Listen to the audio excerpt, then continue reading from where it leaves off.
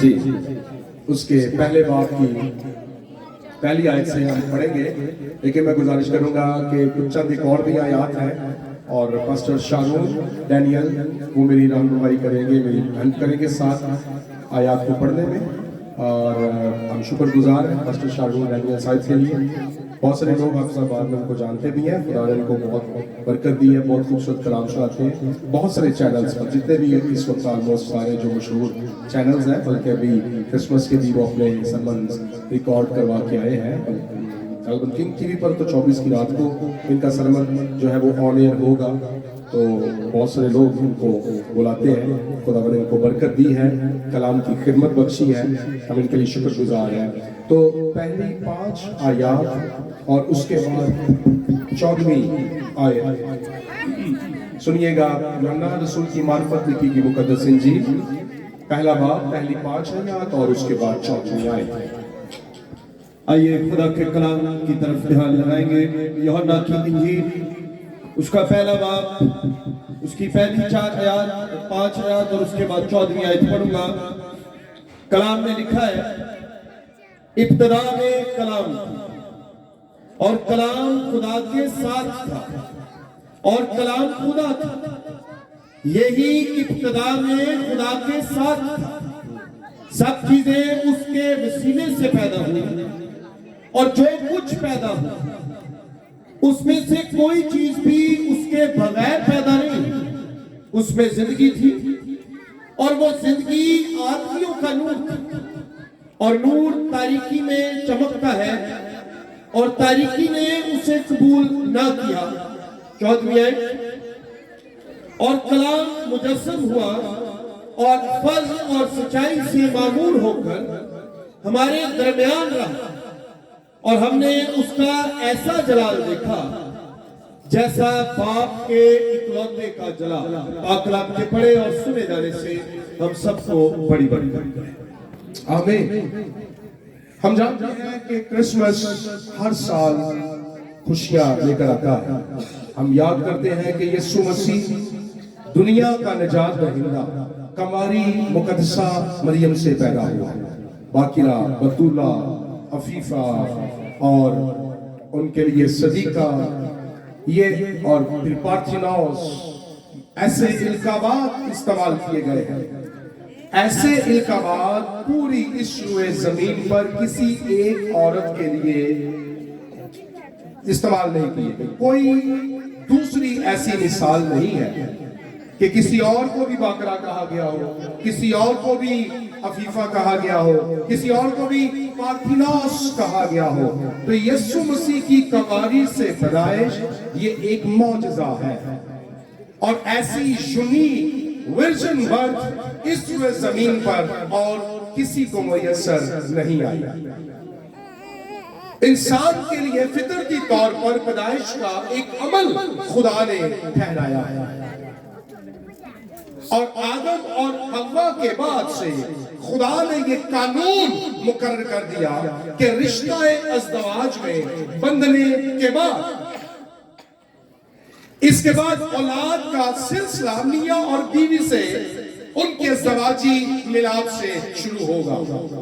پر جب یسوع مسیح کی پیدائش کی بات کی جاتی ہے تو در حقیقت خدا نے نظام قدرت کو وائلیٹ نہیں کیا، توڑا نہیں ہے فطرت کے یا اپنے ہی بنائے گئے قانون کو، اور جو نیچرل وے آف برتھ ہے، خدا نے اس فطرتی نظام کو، اپنے قانون کو قدغن نہیں لگایا، توڑا نہیں ہے، بلکہ یسوع مسیح کی سپر نیچرل برتھ، مافوق الفطرت پیدائش ہمیں ایک اور چیز بتاتی ہے کہ جب کاز بڑا ہوتا ہے، جب مقصد اعلیٰ ہوتا ہے، تو قانون کے اندر جانوں کے بچاؤ کے حصول کے لیے قانون کے اندر استثناء موجود ہوتی ہے۔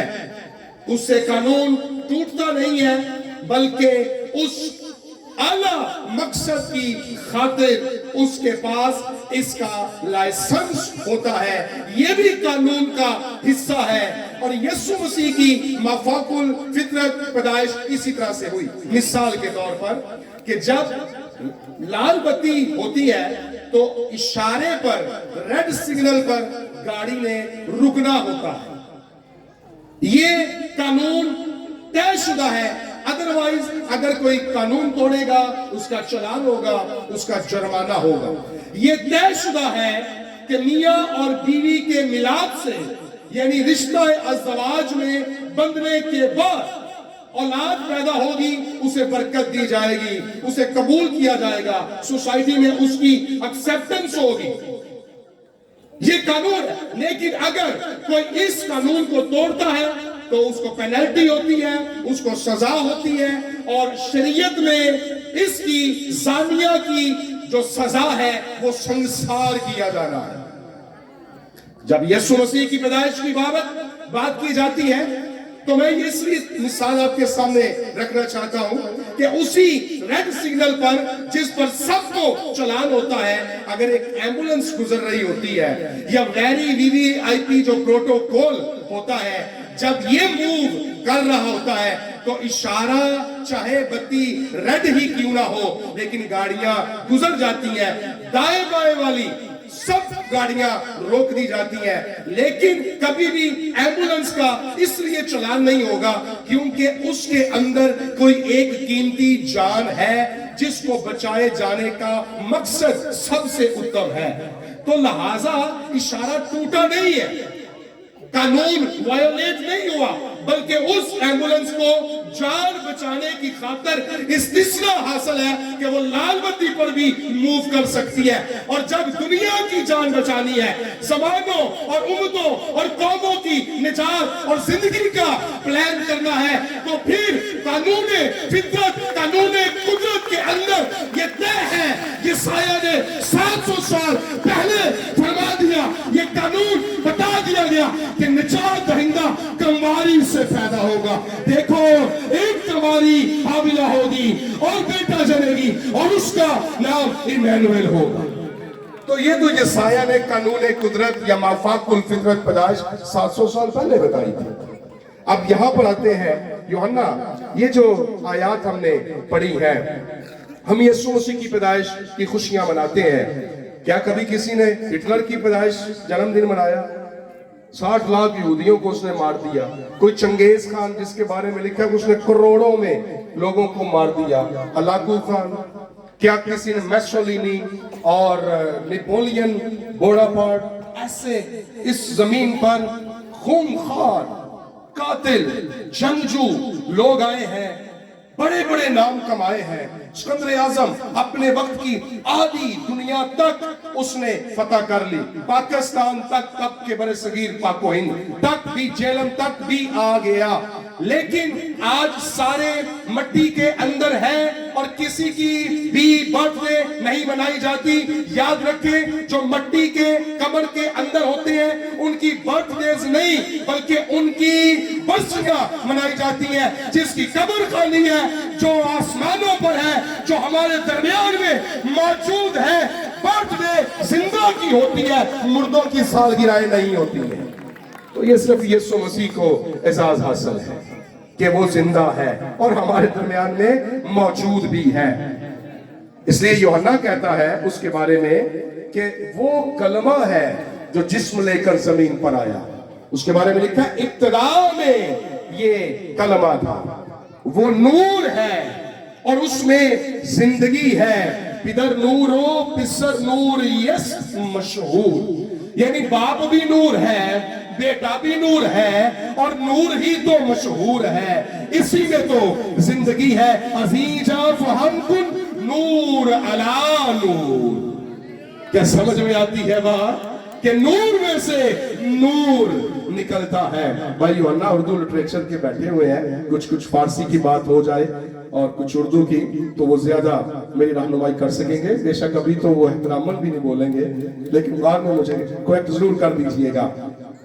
امیر خسرو دہلوی جب یہ یوحنا کہتا ہے ابتدا میں کلام تھا, کلام خدا کے ساتھ تھا, کلام ہی خدا تھا, تو اس نے کیا کہا یار یہ آج تک کوئی بھی نہیں کہہ سکا اور اس رسول نے کہا اب میں زندہ نہ رہا بلکہ مسیح مجھ میں زندہ ہے اور یوحنا کہتا ہے کہ باپ اور بیٹا ایک ہے ابتدا میں کلام تھا کلام خدا کے ساتھ تھا اور کلام ہی خدا تھا اور ابتدا میں یہی خدا کے ساتھ تھا اور سب چیزیں اس کے وسیلے سے پیدا ہوئی اور جو کچھ بھی پیدا ہوا اس میں سے کوئی چیز بھی اس کے وسیلے کے بغیر پیدا نہیں ہوئی اور اس میں زندگی تھی اور وہ زندگی آدمیوں کا نور تھی اور نور تاریکی میں چمکتا ہے لیکن تاریکی نے اسے قبول نہ کیا لیکن جتنوں نے اسے قبول کیا اس نے انہیں خدا کے فرزند بننے کا حق بخشا وہ اپنوں میں آیا اور اپنوں نے اسے قبول نہ کیا لیکن یہی کلمہ 14ویں آیت میں ہم نے پڑھا مجسم ہو کر اکلوتا باپ کا بیٹا باپ کا وہی جسم لے کر زمین پر آتا ہے مجسم ہوتا ہے تو لکھا ہے ہم نے اس کا ایسا جلال دیکھا جیسا باپ کے اکلوتے کا جلال تو امیر خسرو دہلوی ایک شعر میں کیا فرماتے ہیں انہوں نے کہا من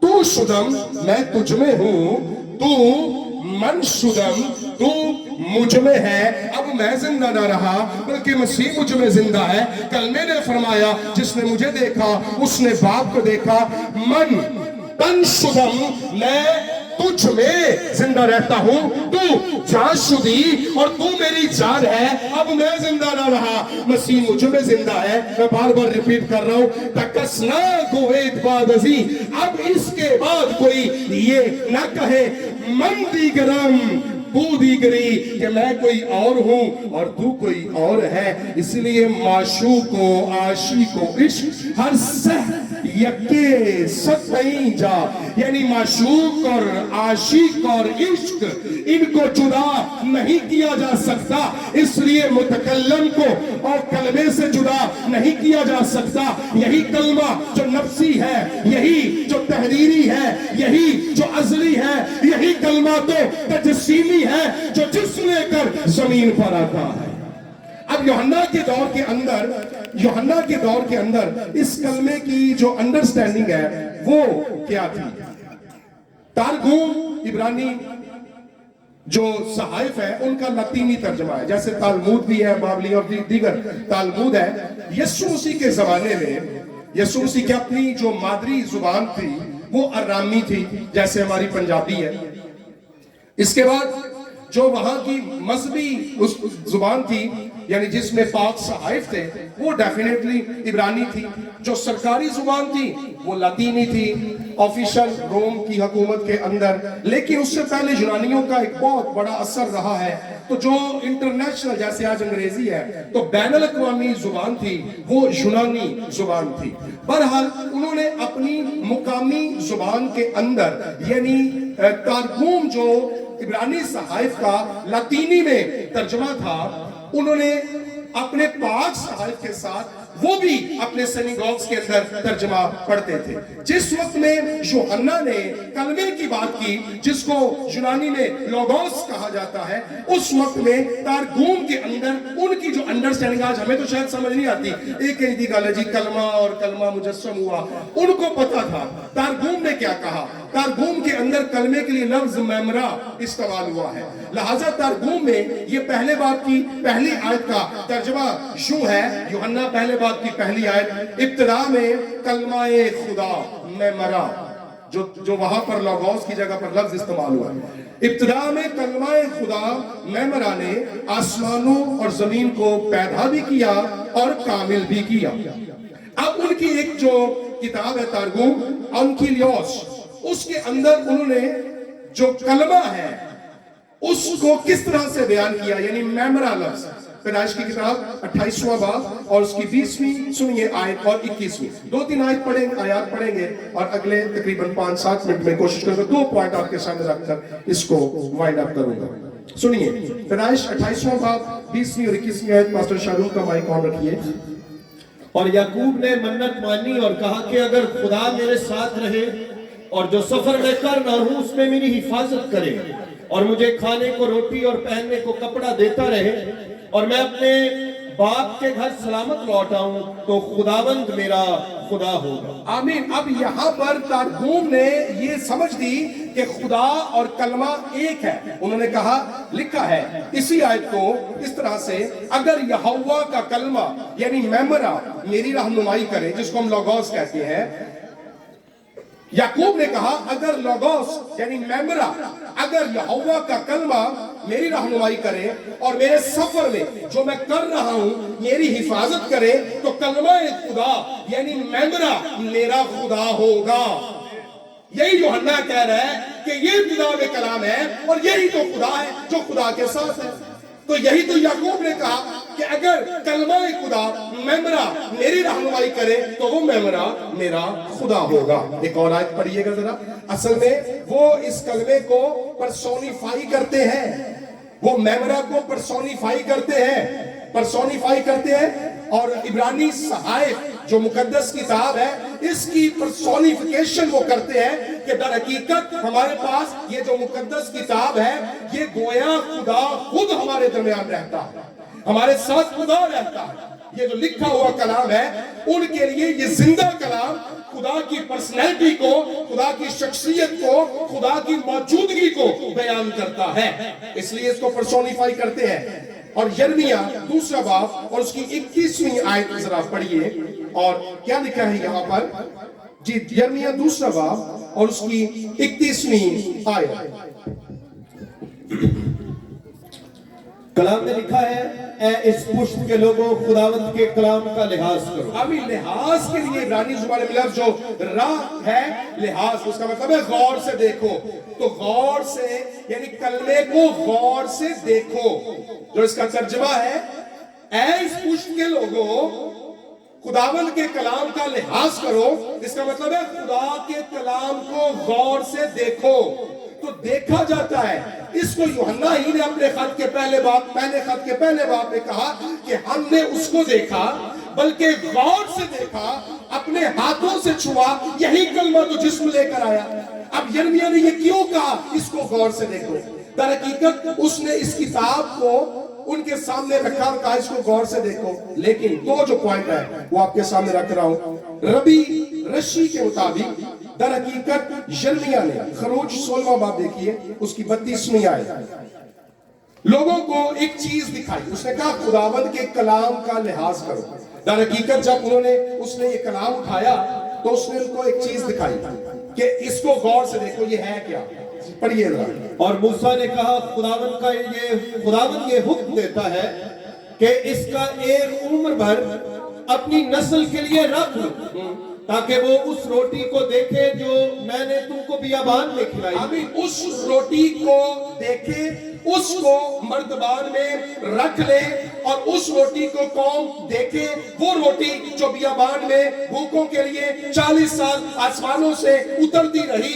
यीशु मसीह ने कहा मैं जिंदगी की वो रोटी हूं जो आसमान से उतरी है।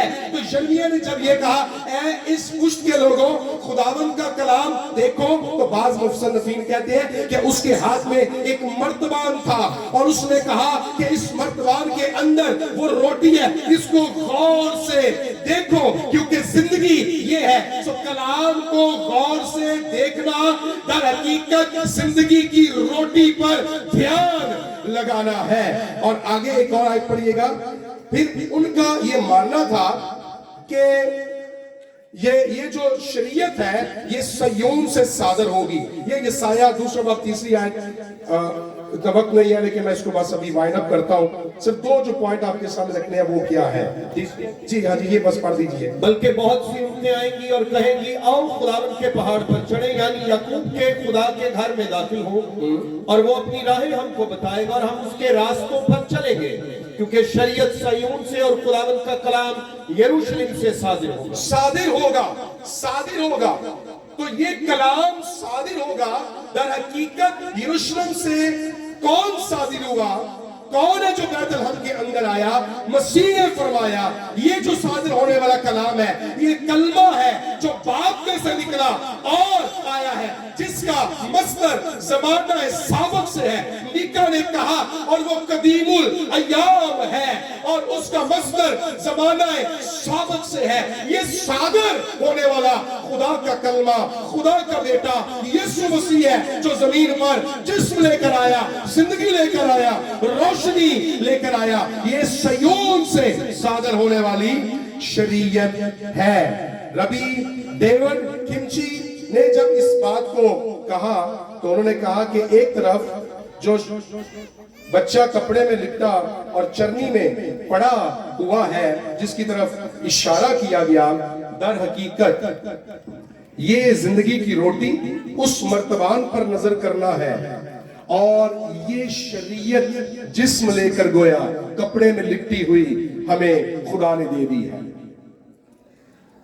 जब मैं इसकी स्टडी कर रहा था इस सारे पैसेज की, तो ये बात मेरे लिए बड़ी बाबरकत भी थी कि यीशु मसीह दर हकीकत जो मुजस्सम कलाम है वो कोई किताब लेकर नहीं आया, बल्कि वो तो खुद जिंदगी का कलाम है। उस पर कोई किताब उतरी नहीं, वो तो खुद इल्हाम बांटने वाला है। जो उसके मुंह से निकलता है वो इल्हाम होता है। इसलिए उसको जरूरत नहीं कि जबराइल आकर उसको इमला कराए। यीशु मसीह जो कह देता है वो हो जाता है। वो फरमाता है, पानियों से कहता है कि और तूफानों से कि रुक जाए, और हवाएं रुक जाती हैं, तूफान मौकूफ हो जाते हैं, अंधे देखते हैं। लाजर को कहता है कब्र से आ, तो वो बाहर आ जाता है। उसको डिक्टेशन की जरूरत नहीं है कि वो लिखने बैठ जाए, वो खुद कलवाए खुदा है, वो कलाम है, वो कलाम बांटता है, वो इल्हाम बांटता है, वो जिंदगी बांटता है, और हम उसकी खुशियों को सेलिब्रेट करते हैं। आज क्रिसमस का ये सीजन हमें ऑल्टर कॉल में ये पैगाम देता है कि आओ हम यीशु नजात दहिंदा को कबूल करें, उसको अपनी जिंदगियों का मुनज्जी माने। वो पाकीज़गी लेकर आया है, वो नजात और सुलह लेकर आया है, और उसके बगैर इस रुए जमीन पर किसी के पास निजात का कोई पैगाम नहीं है। बहुत सारे लोग गुनाह में जिंदगियां गुजारते हैं। मैंने पहले भी कई दफा इस बात का इजहार किया है कि जब मुकद्दसा मरियम ने जबराइल को ये कहा था कि मैं तो मर्द से वाकिफ नहीं हूं, तो उसने अपनी पाकीज़गी का बबांगे दोहल ऐलान किया। अब फरिश्तों के सामने कोई बंदा अपनी पाकीज़गी का ऐलान करे, जिन्ना को कोई चीज रोक नहीं सकती, और कल्याणी खुदा ने होवे, तो वो तो कितना कितने नुक्कर चो कोई ना कोई इंच कट के बहा देगा कि इन्ना को है, कोई ना कोई चोल, कोई ना कोई कमी है। लेकिन ये कौन है जो अपनी पाकीज़गी का ऐलान फरिश्तों के सामने भी कर सकता है? तो क्रिसमस नौजवान बेटियों को मुकद्दसा मरियम की वसातत से अपनी इस्मत की हिफाजत का पैगाम देता है। क्रिसमस उन कंवारी बेटियों का क्रिसमस है जिन्होंने अपने दामन निजात से, गुनाह से, जना से, बदी से, हरामकारी से बचा के रखे हैं। दर हकीकत वो मुकद्दसा मरियम के पैरोकार हैं। जब निजात दहिंदा आता है वो हमारे गुनाह मिटाने के लिए आता है। हम बदी और गुनाह और हरामकारियों और ज़नाकारियों में बड़ा दिन मनाइए तो ये हमारा नहीं है। ये कोई मेले ठेले पे मना सकने या ये यीशु का जन्मदिन नहीं हो। इसके लिए आखिर में शेर फारसी में और फिर उसका इकबाल ने जो उर्दू में भी बताया। शेख अबू साद कहते हैं दर दिले चू कजीयस, के दिल में तो तेरे कच्ची है, टेढ़ापन है, रुए पर खाक चैसूत, कि तू अपना रूह, अपना चेहरा, अपना मत्था कड़ी मुड़ी जमीन पे सिजदे करना है, यहाँ पर ते निशान महराब का बन जाता है। तू बार बार अपने दिल में कच्ची रख के सिजदे करता है, नमाजें पढ़ता है, कहता है बरखाक चैसूत ते तेनू की बनाए। दिल में कच्ची है और माथे जमीन पर रगड़ता है, तुझे क्या मिलेगा? चूं जहर बदिल रसीद, ते जे जहर दिल नू चढ़ जाए, तरियाक चैसूर ते ओदी दवाई नहीं जे लभदी। जिन्नू जहर जेड़े विस जे दिल नू चढ़ जाए ना ते फिर दवाई भी असर नहीं करदी। फिर तू ज़ाहिर खुद ਪਜਾਮਾਏ ਆਰਾਸਤੀ ਕੀ ਕਹਿੰਦੇ ਉਤੋਂ ਤੋਂ ਤੇ ਸੁਟੜ ਬੁਟੜ ਨੇ ਟਾਈ ਸ਼ਾਈ ਕੋਟ ਛੋਟ ਪਾਏ ਨਹੀਂ ਤੂੰ ਜ਼ਾਹਿਰ में तो जामाए रास्ती यानी नेकी दी पोशाक पाइए बड़ा सोना लगना है दिल हाय पलीदो जामाए पाक जैसूद कहना जे दिल च पलीती है दिल तेरा मैला है ते चिट्टा लिबास पांदा तेनू की फायदा अगर दिल में निजासत है तो अगर हम क्रिसमस मनाते हैं और गुनाह और बदी दिल में इकबाल ने फरमाया जो मैं सर बसिजदा हुआ कभी तो जमीन से आने लगी सदा तेरा दिल तो है सनम आशना तुझे क्या मिलेगा नमाज में यानी मैं सिजदे करता हूं तो जमीन से आवाज आती है और ये शेर मैंने पहले भी कई दफा इकबाल ही का बयान किया है इकबाल ने सिर्फ शेर में ये बात कही और हमने कलाम में इसकी हकीकत को देख लिया है कभी यह हकीकत मुंतजर नजर आ लिबासे मजाज में कि हजारों सिजदे तड़प रहे हैं मेरी जबीने नयाज में वो कहता कहता कहता रह गया लेकिन यीशु मसीह हमारा जो खुदा का कलमा है वो मजाजी लिबास में जाहिर हुआ और मुबारक है जो खुदा के बेटे यीशु मसीह को अपना निजात दहिंदा कबूल करते हैं मुझे और आपके इस कलाम के सिलसिले से बात करें अभी मैं गुजारिश करूंगा एक और रिक्वेस्ट करूंगा कि इस कलाम के लिए अभी हम दुआ भी करेंगे और उसके बाद मैं एल्डर ज़कीर साहब से गुजारिश करूंगा वो आएंगे और